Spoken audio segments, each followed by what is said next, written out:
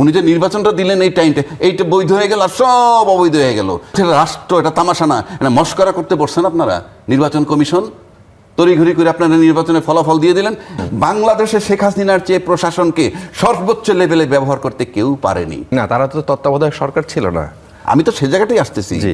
আপনি সংবিধানই যদি ধরেন, তাতে আসে 7ই ফেব্রুয়ারি 2025, কিন্তু 12ই ফেব্রুয়ারি 2026 কি তামাশা? যে আপনি মানে আপনি যখন মন চায় তখন করবেন, সংবিধান কি এটা পারমিট করে? যখন মন চায় তখন তো করে না। আপনি সংবিধানে নাই, ফ্রম ডে ওয়ান আমি বলে আসতেছি, তা আপনি সংবিধানে নাই। আর যদি আপনার সংবিধানে থাকেনি, আমি রাষ্ট্রপতিকে বলবো আপনি তো মারাত্মকভাবে সংবিধান ভায়োলেট করতেছেন। সংবিধানের 4-এর কতে বলা আছে না, সংবিধান নাই, তাহলে রাষ্ট্রপতি, আমি বলতেছি- তাহলে এই প্রক্রিয়াগুলো কি হলো? তাহলে আমি সেটা- রাষ্ট্রপতিকে কেন রাখা হলো? আমি তো সেটাই বলতেছি, সেই জায়গায় তো আসলাম। জি।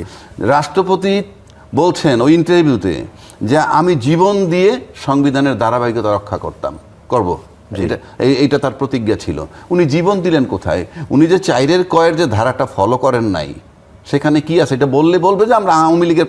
আপনি সংবিধানের দয় কেন দেন? ওখানে বলা আছে সব জায়গায় বঙ্গবন্ধুর ছবি হ্যাঙ্গিং থাকবে। জি। মানে সমস্ত অফিস, আদালত, বিদেশি দূতাবাস ইত্যাদি। সংবিধান 4-এর কতে আপনি তো আপনার রাষ্ট্রপতি তো সেটা ভায়োলেট করছেন।